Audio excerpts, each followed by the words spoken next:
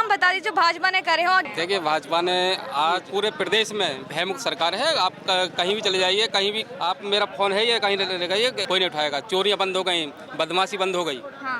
महिलाओं की सुरक्षा में महिलाओं की सुरक्षा सही है जी, बिल्कुल। मणिपुर का हाल नहीं बताया आपको? नहीं, मणिपुर का हाल है। मणिपुर में किसने कराया है? विपक्षी पार्टियां कराती हैं। विपक्षी पार्टियां कराती हैं अपना राजनीतिक लाभ लेने के लिए। इलेक्शन कमीशन ने घोषणा की है, वहाँ पर प्रदर्शन रखेंगे। आपने में हैक करके दिखाइए, तब आप लोग वहाँ पर क्यों नहीं गए? लोग क्यों, कब रखी है? उन्होंने तो चैलेंज किया, उस चैलेंज को स्वीकार करना कोई भी नहीं आया। को इतना मजबूर कर दिया कि यहाँ मुस्लिम कम्युनिटी के क्षेत्र में वोटिंग नहीं होने दिया। क्या लोकतंत्र है? क्या भाजपा करेगी? मैडम, मोदी जी की तो कोई गारंटी नहीं है, वो कब बातों से पलट जाएं। उनके जो सहयोगी हैं नीतीश कुमार, वो भी पलटी मार देते हैं। दिल्ली यूनिवर्सिटी किसी के बाप की है, ये देश किसी के बाप का है। ये देश किसी की तानाशाही और हिटलरशाही से नहीं चलेगा। ये देश बाबा साहब अम्बेडकर के संविधान से चलेगा। क्या सत्ता के साथ भ्रष्टाचारी नहीं बैठे? अजीत पवार को कभी जेल में डाला? एक जमाने बहुत बड़ा भ्रष्टाचारी हुआ करता था, आज वो भाजपा की वॉशिंग मशीन में धुल गया। नमस्कार, मैं नूर जहां और आप देख रहे हैं नेशनल दस्तक। इस वक्त मैं मौजूद हूं जिला कचहरी रामपुर में और जिस तरीके से चुनावी माहौल जो है वो बन चुका है, 2024 के इलेक्शन का ऐलान जो है वो हो चुका है और उसके बाद हम इस वक्त रामपुर में मौजूद हैं। तो सीधा जनता से जानने की कोशिश करते हैं कि 2024 में किसको देख रही है वो। सर, हम आपसे जानना चाहते हैं, क्या देख रहे हैं 2024 का क्या माहौल लग रहा है? मैडम, आज ये माहौल देखिए। आज इस रामपुर की सरजमी पर एक ऐसे शख्स ने नॉमिनेशन किया है जो पूरे देश के गरीबों की, मजलूमों की, किसानों की, वंचितों की, शोषितों की और जिनके साथ जुल्म होता है, जुल्म के खिलाफ, जुल्म को ख़त्म करने की जो लड़ाई लड़ रहे हैं, वो हमारे एडवोकेट महमूद पराचा साहब लड़ रहे हैं। तो आज उन्होंने रामपुर से नॉमिनेशन किया और देखिए किस तरीके से खुशी का माहौल है। देखिए, पार्टियां और भी बहुत सी नॉमिनेशन करके गई, लेकिन जो उत्साह आज इस पूरे कचहरी परिसर में देखने को मिला, पूरे जो वकील भाई हैं, हमारे जितने भी एडवोकेट हैं, उन्होंने ये कहा कि हमारे सबसे बड़ा जो कोर्ट है, सुप्रीम कोर्ट के एडवोकेट महमूद पराचा जी आज हमारे बीच में आए और हमारे जिले से चुनाव लड़ रहे हैं। तो हमारे लिए बहुत खुशनसीबी की बात है। निर्दलीय चुनाव लड़ रहे, तो बाकी जो पार्टीज है उनको काउंटर करना कितना मुश्किल होने वाला है उनके लिए? देखिए मैडम, काउंटर करना एक बहुत अलग विषय है। देखिए, पार्टी मायने नहीं रखती। देखिए, जो महमूद पराचा जी का फेस है, वो उन्हें बल्कि हिंदुस्तान में ही नहीं बल्कि पूरी दुनिया में लोग जानते हैं। वो ऐसी लड़ाई लड़ रहे हैं देश को बचाने की और संविधान को बचाने की। तो जिस तरीके से आप देखिए, नॉमिनेशन के बाद जो एक उत्साह का माहौल है, पूरे यहाँ पर जितने पूरे रामपुर जिले के वकीलों ने पूरा अपना समर्थन देने की बात कही है और हमारे साथ देखिए सब वकील भाई हैं, पूरा समर्थन अपना दे रहे हैं। तो लोगों में ये खुशी है कि जुल्म के और अन्याय के खिलाफ एक योद्धा जो लड़ाई लड़ रहा है देश को बचाने की, वो आज हमारे रामपुर से नॉमिनेशन किया है। तो पूरे रामपुर के लोगों में खुशी का और उत्साह का माहौल है। लेकिन आप लोग मोदी जी की जो गारंटी है उसका सामना किस तरीके से कर पाएंगे? मैडम, मोदी जी की तो कोई गारंटी नहीं है, वो कब बातों से पलट जाएं। उनके जो सहयोगी हैं नीतीश कुमार, वो भी पलटी मार देते हैं। मोदी जी ने गारंटी तो बहुत सारी दी थी, 15-15 लाख देने की एक गारंटी थी, दी क्या? बताइए, दी 15 लाख? और जो एक गारंटी उन्होंने दी थी राजस्थान के चुनाव में कि 500 रुपये में सिलेंडर देंगे, दिया क्या? तो मोदी जी की कोई गारंटी नहीं है। जनता त्रस्त मांग गई है। अंतर्राष्ट्रीय महिला दिवस पर 100 रुपए कम करे थे सिलेंडर में। 100 रुपये कम करे थे मैम। मनीषा वाल्मीकि को न्याय मिला। डॉक्टर रितु हमारी साथी 200 दिन से अधिक से दिल्ली यूनिवर्सिटी के गेट नंबर 4 पर बैठी है। उसके साथ जिस तरीके से जाति सूचक शब्दों का इस्तेमाल करके उसको प्रताड़ित किया गया और उसको वहाँ से आरोप लगाकर फांसीवादी ताकतों ने उसको कॉलेज से निकाल दिया। ये बताइए, दिल्ली यूनिवर्सिटी किसी के बाप की है? ये देश किसी के बाप का है।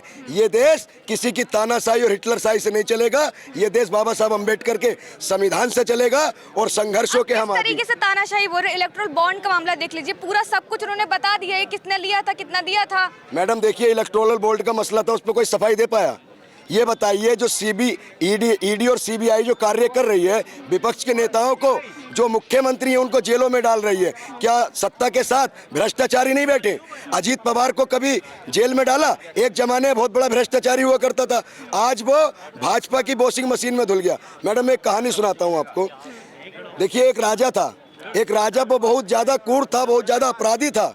जब उसका अंतिम समय आया, उसने पूरे जीवन में अपने अपराध किए। जब उसका अंतिम समय आया तो वो अपने वजीर से बोला, यार वजीर, हमने पूरी जिंदगी इतने गलत काम किए, शायद पता नहीं हमें माफ़ी मिलेगी या नहीं मिलेगी।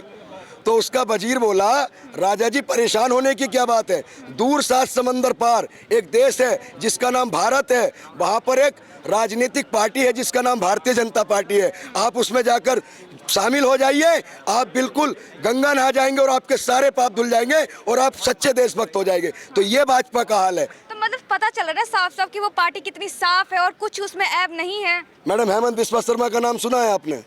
आज मुख्यमंत्री हैं असम के, उस पर कौन सवाल करेगा? साध्वी प्रज्ञा ठाकुर मालेगांव विलास की आरोपी रह चुकी है, जो भोपाल से सांसद रही, उस पर कौन बात करेगा? ब्रजभूषण शरण सिंह, उस पर कौन बात करेगा?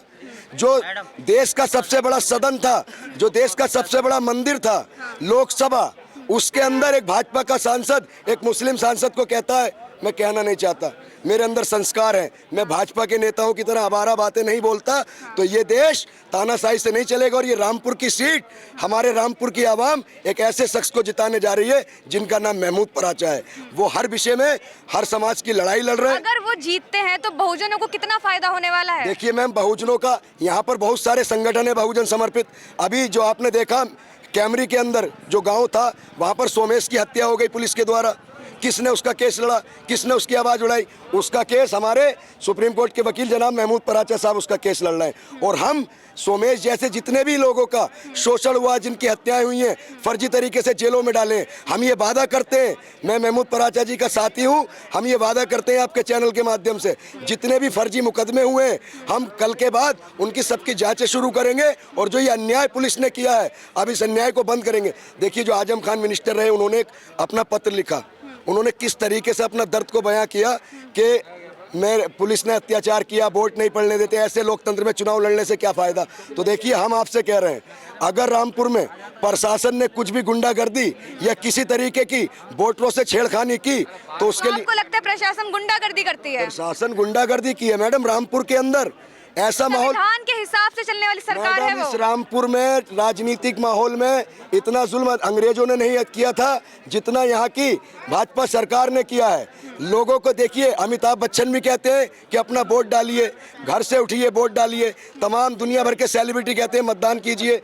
तो ये मतदान हमारा अधिकार है और हम अपना अधिकार लेकर रहेंगे। मैं आपके चैनल के माध्यम से एक अपील करता हूं, रामपुर की आवाम अपना मत अधिकार बहुत सोच समझ कर दे और एक ऐसे व्यक्ति को दे जो हमारे लिए लड़ाई लड़ सके। देखिए अब राजनीति एसी में बैठने वाले और 5 स्टार होटलों में बैठने वाले तय नहीं करेंगे, राजनीति सड़कों से तय होगी। हम सड़कों से संसद तक लोगों को पहुंचाएंगे, ये देश की आवाम का सड़कों से ही तो काम कर रही है सरकार। मैडम कौन सी सरकार? एक बात बताइए, किसान बॉर्डर पर बैठे हैं, सड़कों पर बैठे हैं, उनके रास्तों में कीले लगा दिए गए, कौन सी सड़क पर सरकार काम कर रही है? पहलवान बेटियां बैठी रही, सरकार कौन सा सड़कों पर काम कर रही है? डॉक्टर रितु जो एक बहुजन बेटी है, दो आप कवर करते हैं, कितने दिन हो गए उसको? तो देखिए सरकार सिर्फ बातों में और प्रचारों में विकास कर रही है, विकास की धार टूट गई है। इस बार अच्छे दिन आने वाले हैं और पराचा जी रामपुर में आने वाले हैं। जिस तरीके से इलेक्ट्रल बॉन्ड का मामला हो, उसमें आप लोग हमेशा भाजपा सरकार को ही क्यों टारगेट करते हैं?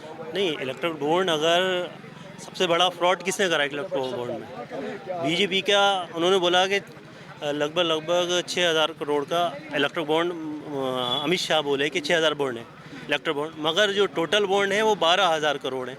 और जो ओवरऑल अगर निकल कर आ रहे हैं, क्योंकि अमित शाह कभी भी कुछ भी कह देते हैं, उनकी बात तो कहीं में बैठ के कुछ कह सकते हो, बड़े लीडर हैं, उनको कोई बात आप पकड़ते नहीं हो।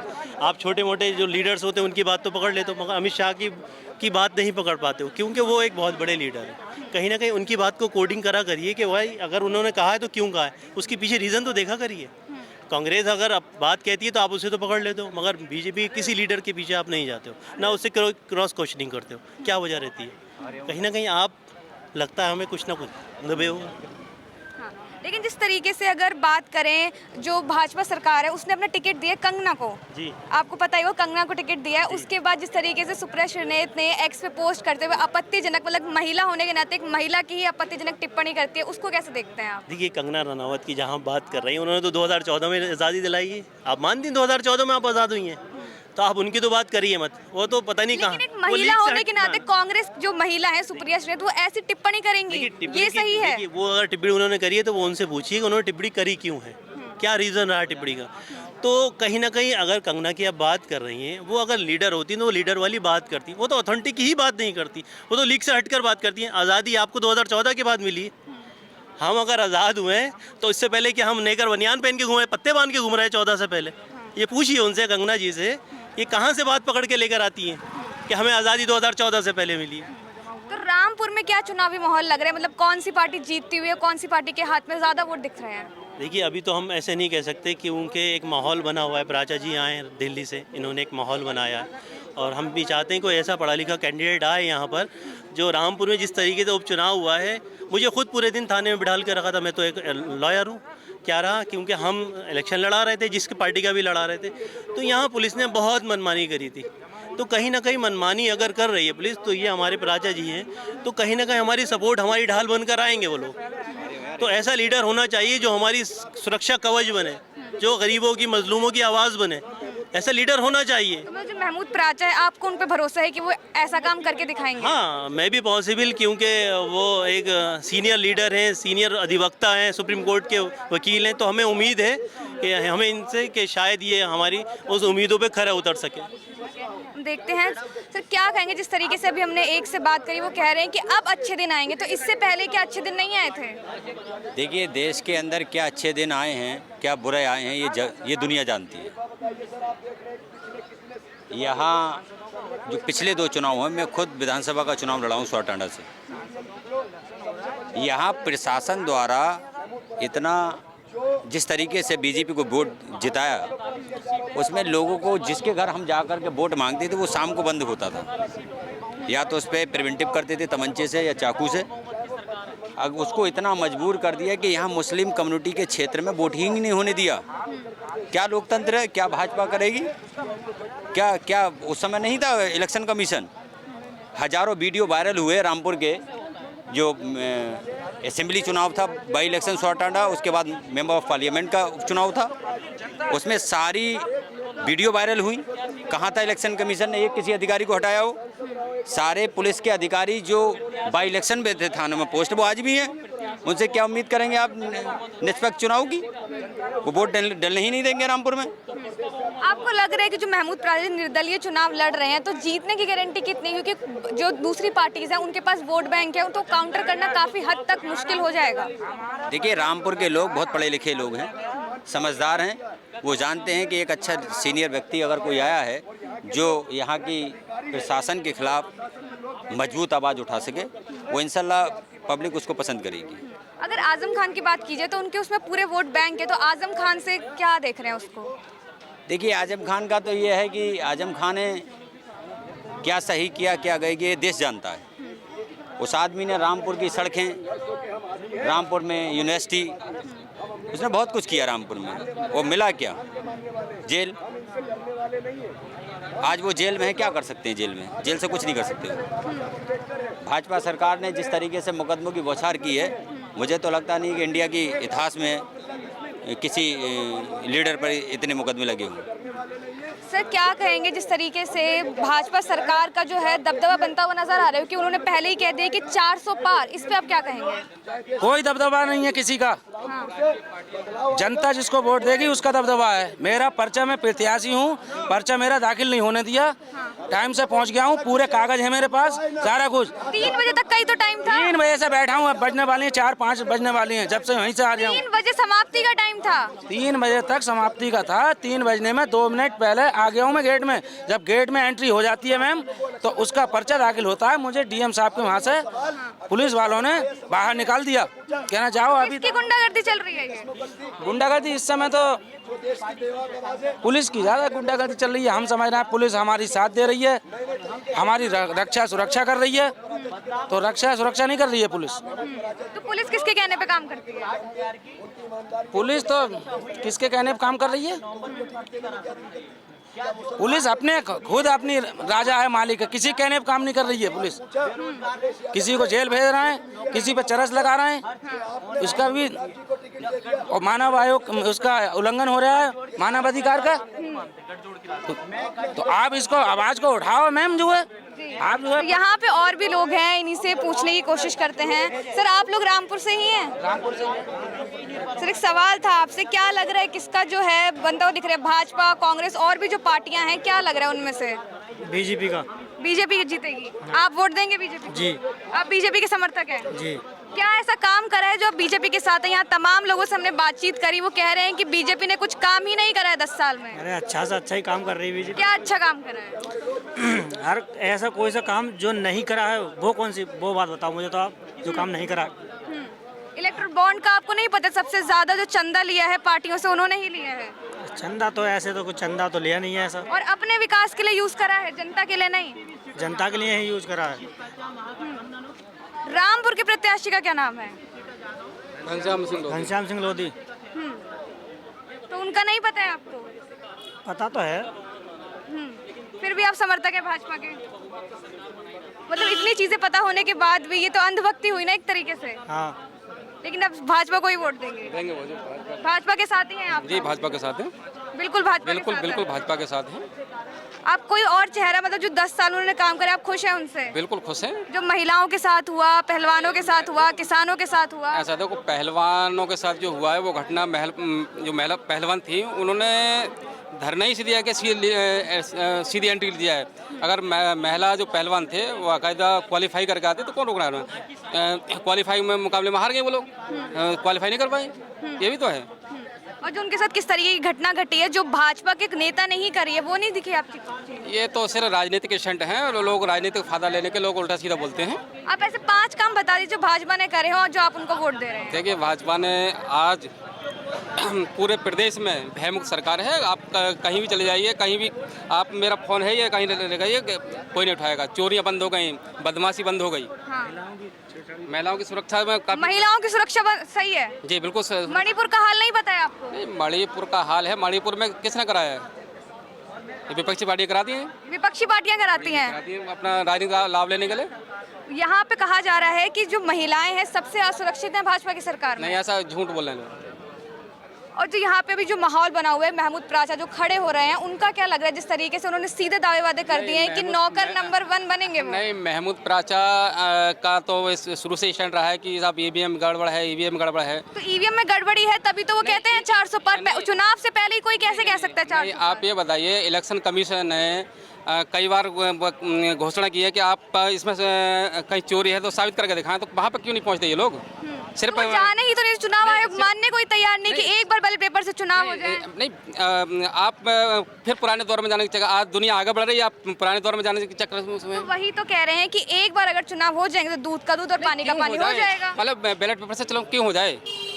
पता चलना चाहिए ना कि ईवीएम हैक हो सकता है कि। आपको तकनीक पर विश्वास नहीं है? आप मोबाइल ये चला रहे हैं, तकनीक है, इसमें कोई चैनल लगा सकता है, उसमें ब्लूटूथ है क्या? 10 साल में देश इतना पीछे पहुंच चुका है जहाँ पे विकास की बात। आप ये बताइए, जहाँ आप विपक्षी सरकार होती है वहाँ ईवीएम हैक नहीं होती है? जहाँ पर बीजेपी की सरकार या किसी को आती है तो वहाँ हैक हो जाती है। हर जगह की बात करें कि हर जगह होंगे बैलेट पेपर से चुनाव। आप ये बताइए, आप पुराने दौर में चले जाएं।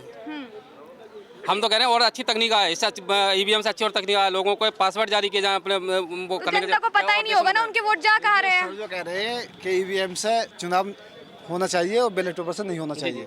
देखिए, जिस चीज़ में भी चिप होती है उसमें हैकिंग की पॉसिबिलिटी बढ़ जाती है। और आप जो लोग ये कहते हैं कि इसमें हैक वो नहीं हो रही है, धांधली नहीं हो रही है, आप धांधली देखिए, महमूद प्राचा जी ने करके नहीं दिखाया डेमो, 50 मशीनों को डेमो करके दिखाया और कई लाख मशीनें अभी गायब हुई पीछे। तो कहाँ चली गई वो मशीनें जो डेमो करके दिखाया है कि उसमें वोट डाल रहे, किसी चीज़ पर निकल रहा है, किसी चीज़ पर वोट। वो तो उनकी अपनी बनाई हुई है। लेकिन लाइव डेमो उन्होंने चैलेंज किया है, उन्होंने चैलेंज ये किया है कि सारी मशीनें मुझको ला के दो, कितनी भी मशीनें ला के देंगे हम उसको हैक करके दिखाएंगे। इलेक्शन कमीशन ने घोषणा की है वहाँ पर प्रदर्शन रखेंगे, आपने में हैक करके दिखाइए, तब आप लोग वहाँ पर क्यों नहीं गए? लोग क्यों, कब रखी है? उन्होंने चैलेंज किया, उस चैलेंज को स्वीकार करना कोई भी नहीं आया। और दूसरी बात ये, जितनी भी डेवलपिंग कंट्रीज हैं उन सारी कंट्रीज में ईवीएम नहीं चलती है, उन कंट्रीज में बैलेट पेपर से चुनाव होता है। क्यों? क्योंकि इसमें हैकिंग की पॉसिबिलिटी ज़्यादा होती है। तो इंडिया में क्या नहीं होगी पॉसिबिलिटी? बात ये वैसे भी, यहाँ पर अगर बैलेट पेपर से इलेक्शन हुआ तो पेटियाँ चोरी करके ले जाती हैं।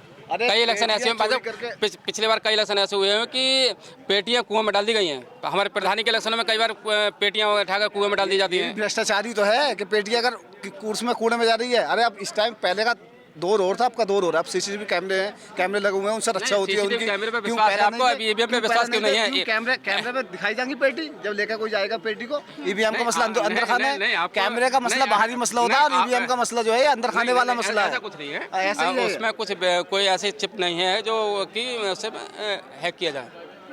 ये थी रामपुर की जनता की राय। एक तरफ भाजपा के साथ है लोग, तो एक तरफ दूसरी विपक्ष के साथ है। अब देखना ये है कि चुनाव के ऐलान के बाद, अब जब वोट डल जाएंगे, उसके बाद जब घोषणा होगी रिजल्ट की, तो अब देखना ये है कि क्या होता है। क्योंकि यहाँ पे रामपुर से तो महमूद प्राचा भी खड़े हो चुके हैं और सीधे तौर पर ये बोल रहे हैं कि नौकर नंबर 1 बन के दिखाएंगे यहाँ पे, और दलितों पिछड़ों सबकी मदद करेंगे, उनके लिए ही वो खड़े हो रहे हैं। जिस तरीके से रामपुर में एक दलित के साथ जिस तरीके की घटना हुई थी, उसके बाद उन्होंने सीधे तौर पर ये बोल दिया कि हम दलितों पिछड़ों मुसलमानों सबके ही साथ है। और ईवीएम का मुद्दा जो है उन्होंने स्टार्ट करा था, वो इलेक्शन जीतने के बाद, अगर वो जीत जाते हैं उसके बाद भी ये आगे तक ईवीएम का मुद्दा लेके जाएंगे। बाकी आगे की जानकारी के लिए बने रहे हमारे साथ। धन्यवाद।